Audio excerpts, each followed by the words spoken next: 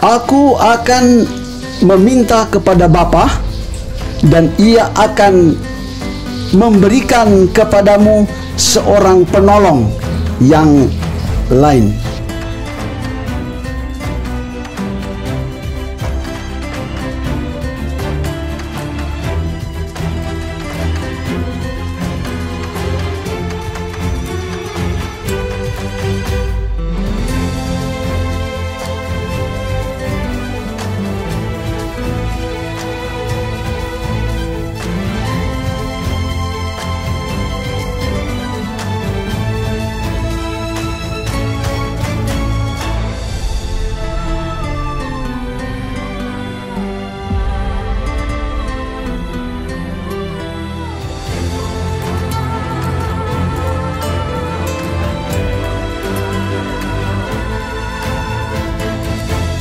Seorang penolong berarti adalah oknum manusia. Lalu disebutkan yang lain. Ini berarti bukan Isa Al-Masih itu. Sekali lagi bukan Yesus Kristus itu sendiri. Lalu siapa sebetulnya penolong itu?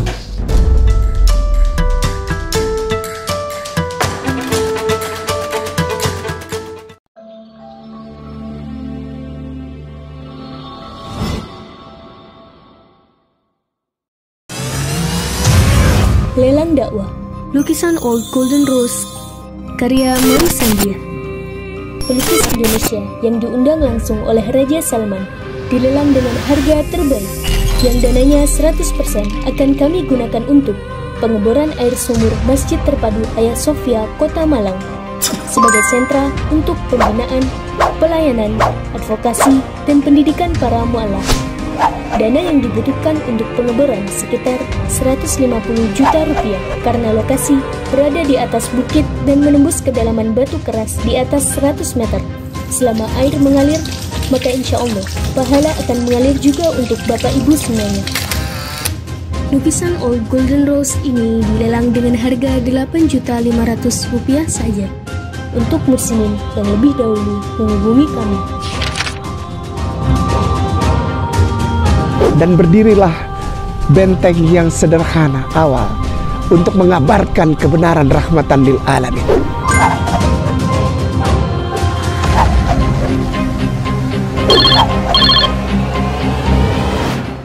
Bismillahirrahmanirrahim. Assalamualaikum warahmatullahi wabarakatuh.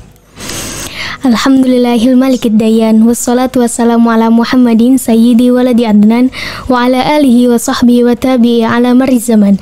Asyhadu an la ilaha illallah wa asyhadu anna Muhammadan abduhu wa rasuluh. Amma ba'd.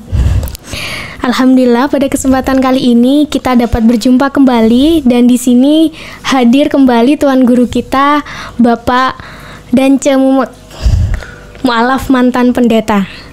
Saya sapa dulu. Assalamualaikum Pak Dance. Waalaikumsalam. Salam sejahtera dalam Allah. Pada kesempatan ini saya menyampaikan banyak terima kasih kepada pimpinan Mu'alaf Center yang ada di Kota Malang ini. Baiklah, saya akan menyampaikan khotbah singkat tentang Yohanes pasal 14 ayatnya yang ke-16, ya, supaya kita dapat menikmati bersama. Kita akan baca. Aku akan meminta kepada Bapa, dan Ia akan memberikan kepadamu seorang penolong yang lain. Pada saat ini kita mengucap syukur atas pertolongan dan perlindungan Allah, sehingga saat ini diberikan kesempatan untuk mempelajari sabda Allah. Adapun Isa Al-Masih atau Yesus Kristus mengungkapkan pada kitab Yohanes, aku akan meminta kepada Bapa, dan ia akan memberikan kepadamu seorang penolong yang lain. Kata seorang penolong berarti adalah oknum manusia. Lalu disebutkan yang lain. Ini berarti bukan Isa Al-Masih itu. Sekali lagi bukan Yesus Kristus itu sendiri. Lalu siapa sebetulnya penolong itu? Mari kita membahas dari bahasa asli. Kata penolong, Parakletos, artinya penghibur, seorang pembela, pemuja yang akan datang memuliakan Allah, yang akan datang menyatakan hukum kepada segala bangsa. Tidak ada seorang penolong kalau bukan seorang yang memuliakan Allah Subhanahu wa taala. Berarti yang disebutkan di sini adalah penolong, oknum yang menyatakan hukum. Mari kita membaca firman Allah Yesaya pasal 42 bagian B. Aku telah menaruh rohku ke atasnya supaya ia menyatakan hukum kepada bangsa-bangsa. Seorang yang diurapi oleh Allah untuk memberitakan kabar kesukaan tentang surga, tentang neraka, tentang keselamatan. Dari mana dia? Mari kita melihat pada ayatnya yang ke-11. Baiklah padang gurun menyaringkan suara dengan kota-kota dan dengan desa-desa yang didiami oleh Kedar. Oknum yang dimaksudkan di sini adalah keturunan Ismail. Kenapa? Karena jelas di padang gurun dia menyaringkan suaranya, dan dengan kota-kota, dengan desa-desa yang didiami oleh Kedar. Muhammad ada Rasul Allah,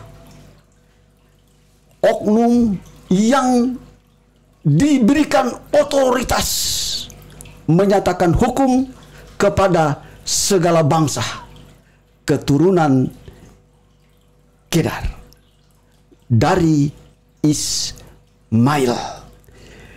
Kita membaca Ulangan 34 ayat 10.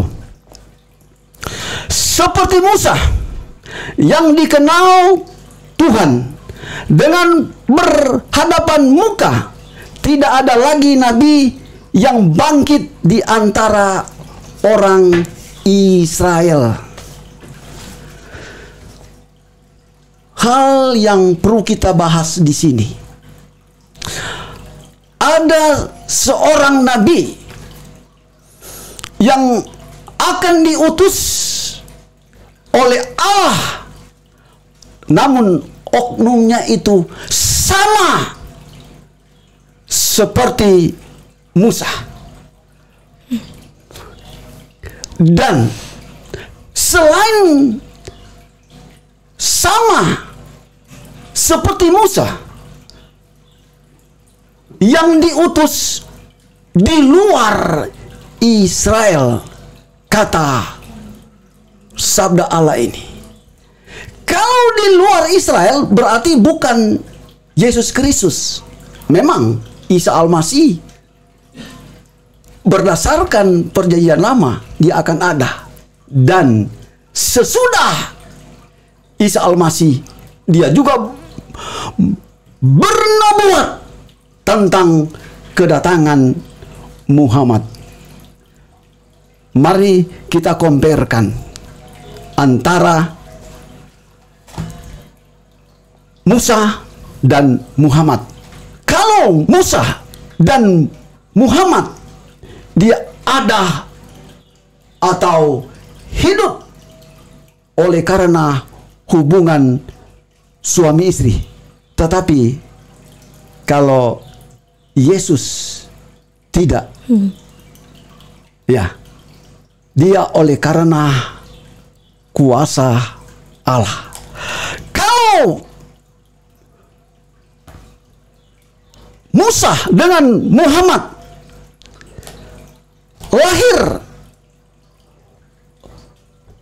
oleh karena juga rancangan ayah dan ibu, tetapi Yesus Kristus oleh karena naungan Roh Kudus. Lalu yang ketiga, Musa dan Muhammad kawin, tetapi Yesus Kristus tidak kawin. Keempat, Musa dan Muhammad ada keturunan, tetapi Yesus tidak ada keturunan. Kelima, Musa dan Muhammad diterima oleh bangsa dan kaumnya, tetapi Yesus ditolak oleh bangsa Israel. Dan keenam, Musa dan Muhammad menciptakan suatu hukum yang baru, cara beribadah yang baru, tetapi Yesus Kristus meneruskan hukum Taurat. Keenam, kaum Musa dan Muhammad melewati kematian, tetapi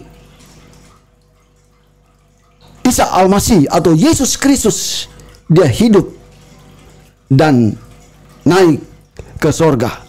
Kedelapan, Musa dan Muhammad dikuburkan, tetapi Yesus bangkit dari kubur. Musa dan Muhammad dikuasai oleh Roh Allah itu sendiri, tetapi Yesus penyelmaan Roh Allah. Musa dan Muhammad tidak disebut penebus, tetapi Yesus dalam kitab suci Kristen dia adalah penebus. Berarti nubuat pada Ulangan pasal 34 ayat 10 adalah nabi sesudah Yesus Kristus. Dialah Muhammad sallallahu alaihi wasallam, junjungan kita yang menyatakan hukum kepada segala bangsa, pembela dan perantara. Oleh karena itu, kita sebagai orang-orang Muslim, artinya orang penyembah Allah, di mana-mana menebarkan damai, di mana-mana menebarkan kasih, di mana-mana hidup untuk kepentingan orang lain. Di dunia sana ada begitu banyak orang yang belum mengerti. Itulah sebabnya Allah datang untuk memperjelaskan misi dan visinya. Saya bangga kita adalah orang-orang Muslim, karena Dia telah memberikan Muhammad sallallahu alaihi wasallam junjungan kita. Dialah yang mengantar umatnya percaya kepada Allah satu-satunya. Segala sesuatu kita lakukan bismillah, artinya hati dan kepikiran kita telah kita kontakkan kepada Allah Subhanahu wa taala. Ketika kita telah menjadi Muslim, kita telah memiliki ilmu pengetahuan. Saya yakin satu huruf saja kita hafal, huruf bahasa Arab, maka kita telah diberkati. Apalagi semua huruf itu kita kuasai dan kita lantunkan dalam zikir, dalam doa dan permohonan. Maka Allah ada dalam pihak kita. Hidup ini penuh berkah dan untuk kepentingan orang lain. Mari kita bersama-sama bekerja sama untuk mendirikan kebenaran Muslim itu, karena Allah di pihak kita. Demikianlah sabda Allah ini. Alhamdulillah. Alhamdulillahirabbil alamin. Tadi telah kita dengarkan bahwasanya yang dibahas pada pasal Yohanes ya. Ya. Kitab Yohanes itu yang dimaksudkan itu adalah Muhammad gitu. Iya. Dengan tema ternyata ada nama Nabi Muhammad di dalam Bible gitu. Apakah ada spesifik nama Muhammad begitu Pak Dance mungkin di dalam Bible? Iya. Dalam Alkitab itu sendiri memang kata Muhammad itu tidak ada. Tetapi pengertiannya Ahmad. Seorang yang memuji Allah, seorang pemuji. Kan kita manusia itu tergolong orang-orang yang telah diselamatkan, orang-orang yang memuji Allah. Jadi pertama-tama yang memuji Allah itu para rasul-rasul itu sendiri. Dan kebetulan pada Yohanes pasal 14 ayat 16 ini disebutkan seorang penghibur. Berarti oknum atau nabi yang akan muncul menyatakan hukum. Seperti di dalam diri ini ada tubuh, jiwa, dan roh. Ada matahari, bulan, dan bintang. Hanya 3. Ada nabi, pertama Musa, kedua Isa Al-Masih, dan pasti yang terakhir ini adalah Muhammad sallallahu alaihi wasallam. Tidak ada lagi nabi yang keempat. Yang ada adalah sang pemuja, sang kebenaran, yakni Dia yang diutus oleh Allah untuk umatnya. Dan ternyata di dalam Bible pun juga disebutkan, tapi dengan bahasa yang lain, yakni Ahmad gitu ya. Iya. Alhamdulillah. Itu pun sudah terjawab dan ternyata memang Muhammad ini sudah dinanti-nantikan kehadirannya. Dan sudah dibicarakan di dalam kitab Bible maupun perjanjian lama, begitu ya Pak Dance? Iya. Terima kasih banyak. Ini mungkin pengalaman dan pengetahuan baru bagi kita semua yang menonton, bahwasanya Nabi Muhammad itu memang adalah utusan Allah sebagai penutup, sebagai nabi akhir. Dan Al-Quran itu adalah mukjizatnya Nabi Muhammad sebagai penyempurna agama Islam. Begitu ya Pak Dance? Iya. Terima kasih banyak. Mungkin ada pesan terakhir mungkin yang mau disampaikan? Iya. Memang pada perjanjian lama itu ada orang-orang Yahudi percaya Torah dan pasal-pasal yang lain yang ada dalam perjanjian lama itu ada nubuat-nubuat, dan itu digenapi pada perjanjian baru yang diyakini oleh orang Kristen. Kalau perjanjian lama itu adalah suatu nubuat dan perjanjian baru itu adalah kelengkapannya, sedangkan Al-Quran itu meluruskan. Jadi rangkaian dari PL dan perjanjian baru itu juga diulangi dalam Al-Quran.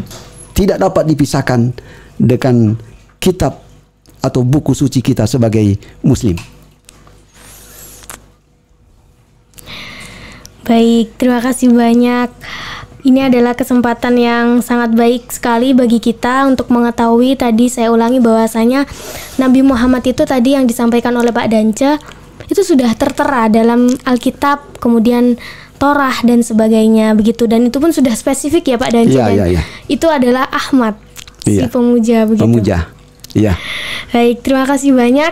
Mungkin bisa saya akhiri perbincangan kita kali ini. Saya mohon izin tutup.